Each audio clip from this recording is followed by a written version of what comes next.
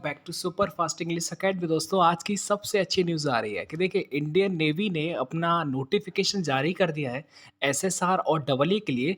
इस नोटिफिकेशन में जो भी नए चेंजमेंट हुए हैं वो सारी कुछ मैं आपको हर डाउट को क्लियर कर दूंगा।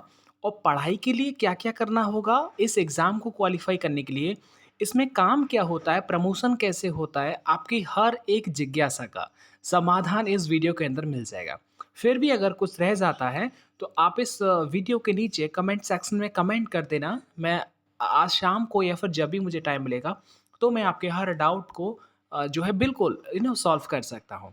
अब देखिए ये इस नोटिफिकेशन में आया है क्या-क्या, वो मैं आपको नोटिस दिखा देता हूँ, उसके बाद मैं अपनी बात को रखूँगा आपके सामने।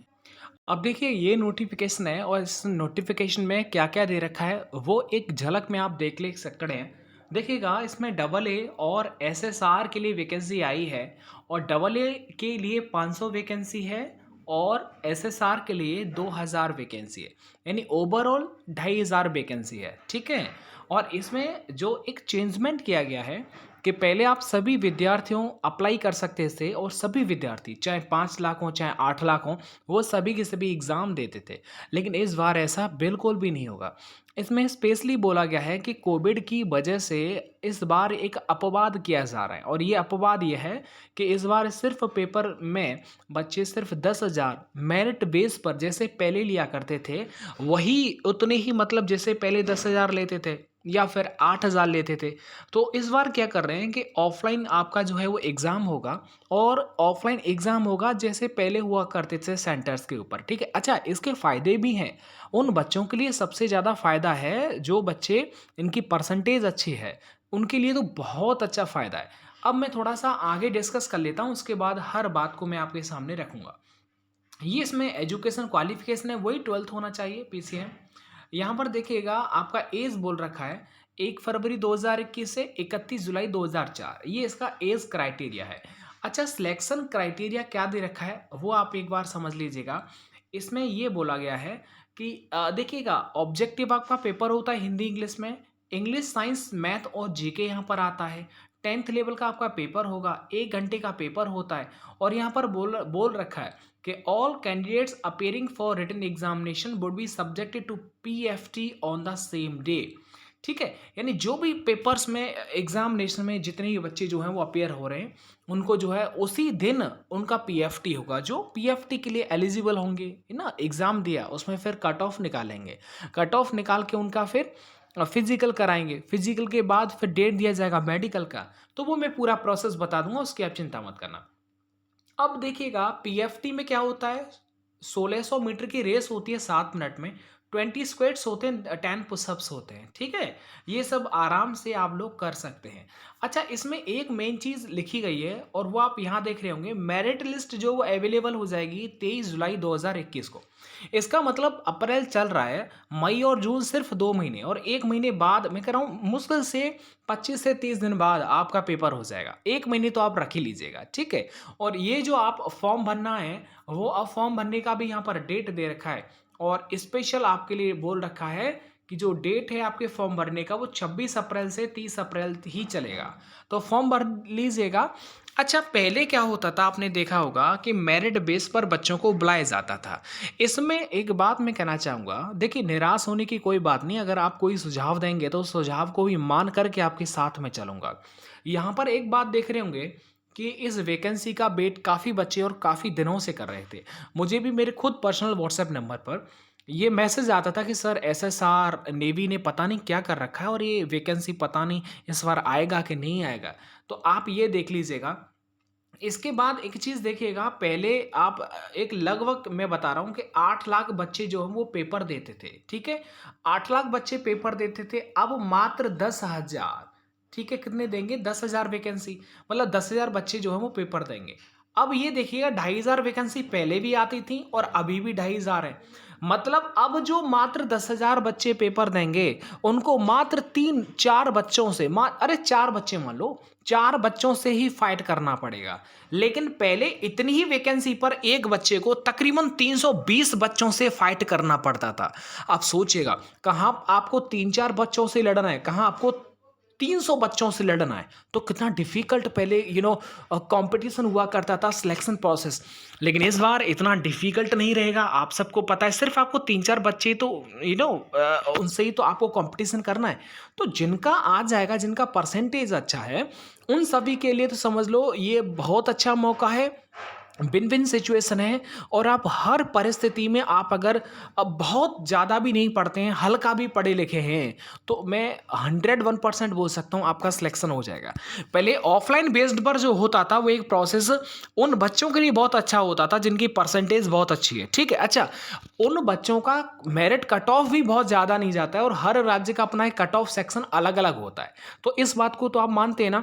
इसके बाद मैं आपको बताना चाहूँगा कि इसके पेपर की तैयारी को लेकर के आपके लिए क्या रणनीति होनी चाहिए। देखिएगा, एयरफोर्स में जो कंपटीशन है, उससे कई गुना कम कंपटीशन अब इस बार नेवी डबल ए और एसएसआर में होने वाला है।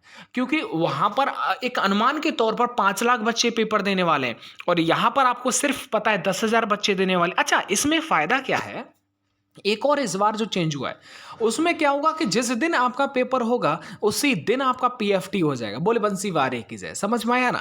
उसी दिन आपका रनिंग हो जाएगा, पुशअप्स पुलअप्स हो जाएगा, और आप एकदम सेफ हो जाएंगे। उसके बाद मेडिकल डेट दे दिया जाएगा, और मेडिकल करा के आईएनएस चिल का मेरिट लिस्ट आ जाएगा 23 जुलाई 2021 को। और उसके बाद आईएनएस चिल का जाकर के वहां पर भी मेडिकल फिट फॉर एकदम आप सिलेक्ट हो जाएंगे, आप ड्यूटी करेंगे आईएनएस चिल्का में जाकर के, और एकदम चिल्का झील में एकदम धुआंधार मजे मस्ती करेंगे। तो ये आप देख सकते हैं, सुनहरा मौका है। विद इन 2 मंथ्स आपको सिर्फ पढ़ना है, 1 महीने, और 1 महीने एंजॉय करना है। अच्छा, एक बात मैं कहना चाहूँगा आप सभी विद्यार्थियों से कि पढ़ाई ऐसे करना, चाहे आप एयरफोर्स के विद्यार्थी हैं चाहे नेवी के, भाई बॉर्डर पर मत रहना। अगर आप बॉर्डर पर रहेंगे, और आपने अगर जैसे एयरफोर्स का आपको पता है पोस्टपोन हो गया, आगे डेट बढ़ गया, तो काफ़ी विद्यार्थी पढ़ाई में काफ़ी लापरवाही कर रहे हैं। ये ऐसा होता है, ऐसे पता है कम से कम 45 से 65% विद्यार्थी ऐसे होते हैं जो मात्र एग्जाम डेट अनाउंस होने के बाद ही अपने वो पढ़ाई लिखाई स्टार्ट करते हैं, ठीक है, और वही रोते हैं, वो बॉर्डर पर भी होते हैं। तो ऐसा आपको नहीं करना है, आपको बॉर्डर पर तो नहीं रहना है। पता है, बॉर्डर पर है जिन बच्चों के मार्क्स होते हैं ना भाई, वो कभी दिन और रात उनको कभी चैन नहीं लगता, ना ही उनका पढ़ने में मन लगता है, ठीक है। तो एक बार पढ़ करके एकदम सुकून के साथ में, मैं बहुत अच्छा आपको अनुभव शेयर कर रहा हूँ। जब आप पेपर देने के बाद जब पास हो जाते हैं ना भाई, तो उसके बाद आपके नंबर भी अच्छे होते हैं ना, तो घर वाले कोई काम नहीं कराते, एकदम सुकून की तो नींद आती है, बड़ा हैप्पी फील होता है अपने अंदर, प्राउड फील होता है। तो ये फीलिंग अगर आपको लेनी है ना, ईमानदारी से बता रहा हूँ, जब पेपर पास हो जाता है उसके बाद की जो फीलिंग होती है ना, वो वही विद्यार्थी समझ सकता है, फील कर सकता है जिसने एग्ज़ाम क्वालिफाई किया हो। तो मैं कहना चाहूँगा ये फीलिंग बहुत अच्छी होती है जब जब आपका मेरिट लिस्ट में नाम आता है, आपका जॉइनिंग लेटर आपके घर पर आता है, तो वो पल, वो फीलिंग्स, वो टाइम, वो प्राउड अपने पेरेंट्स को बहुत ज़्यादा होता है। तो प्लीज़ आप अपनी पढ़ाई को बिल्कुल भी सीरियस, ऐसा ना कि मतलब पेपर डेट आएगा तभी हम पढ़ेंगे, ठीक है, ऐसा नहीं करना है आपको, रेगुलर पढ़ना है। देखिएगा, अभी एयरफोर्स का पोस्टपोन हुआ है और नेवी का अब आ चुका है। मुझे पता है कि दोनों ही पेपर जो है वो 1 महीने के बाद जो है वो हो नहीं जाए। नेवी का तो कन्फर्म है, एयरफोर्स का भी डेट आ जाएगा, बट मैं दोनों से ही निवेदन करूंगा, मैं आज से ही पॉसिबल है तो आज से ही, बाकी मैं कल से ही आप सभी को एयरफोर्स और नेवी इन दोनों के लिए कंबाइंड में पढ़ाऊंगा, ठीक है। जैसे पहले पढ़ाया करते थे, पढ़ाने में कोई बदलाव नहीं किया जाएगा, कोई नई चीज़ों को नहीं लिया जाएगा। मुझे पता है, मेरी जो जो कंटेंट है उसके ऊपर मुझे पूरा भरोसा है, और आपके अपने दोस्त भी हैं, उनको भी पूछेंगे तो उनको भी पूरा भरोसा है, वो भी आपको सजेशन देंगे ज़रूर, ठीक है।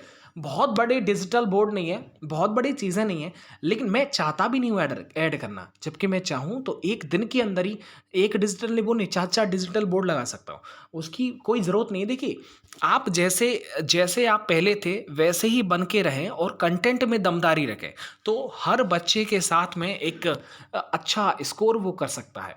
तो मैं बस यही कहूँगा जाते जाते, अपनी पढ़ाई को बिल्कुल भी कमज़ोर मत करना। और ये नेवी है भाई, नेवी की, अच्छा अगली वीडियो अगर आप चाहेंगे तो मैं इसमें काम क्या होता है, कैसी ड्यूटी होती है, क्या क्या करना होता है, कितनी घंटे की ड्यूटी होती है, और इसमें क्या क्या फ़ायदे होते हैं, बी बच्चों को रख सकते नहीं रख सकते, बच्चों को क्या फैसिलिटीज़ होती हैं, आप कितने साल पर रिटायरमेंट होते हैं, रिज़ाइन की प्रोसेस होती है वो कैसी होती है, तो ये सारी चीज़ें हैं, ठीक है। इसमें फ़ायदे नुकसान कौन से होते हैं, कहाँ पर आप विदेश में भी जा सकते हैं, कौन कौन सी जिम्मेदारी हैं, प्रमोशन कहाँ से कहाँ तक होता है, तो जो आप पूछ पूछेंगे वो मैं इसका पूरा जवाब दे सकता हूँ, ठीक है? तो उसका आप निश्चिंत रहें। बस मैं ये कहना चाहूँगा कि आज से नहीं तो मैं कोशिश करूँगा, आज से नहीं तो मैं कल से स्टार्ट कर दूँगा, स्पेशल नोट्स बनाकर एकदम सजा-वजा करके आपको पढ़ाऊँगा, ठीक है? बस मैंने क्या कहा, जो मैं पढ़ाते जाऊँ इंग्लिश के अंदर, बस वही पढ़ते जाना। अच्छा, एक और मैं आपसे अनुभव जानना चाहूँगा, अभी सीएचएसएल का जितने भी विद्यार्थियों ने पेपर दिया हो, वो ईमानदारी के साथ में, जिन्होंने एनडीए का पेपर दिया हो, वो ईमानदारी के साथ में बताना कि राम सर जो पढ़ाते हैं क्या सच में वो फालतू होता है? क्या उसमें से पेपर में नहीं आता? सर ऐसा कभी नहीं हो सकता। अभी सीएचएसएल का जब भी कभी आंसर की आएगा तो आप देख लीजिएगा, एनडीए के पेपर में देख लीजिए, सर कुछ भी नहीं है, सेम वही चीज़ तो होती है। तो इसलिए आप अपना ध्यान रखिएगा, पढ़ाई लिखाई करिएगा, कुछ भी पूछना चाहते हैं तो आप पूछ सकते हैं। Thank you.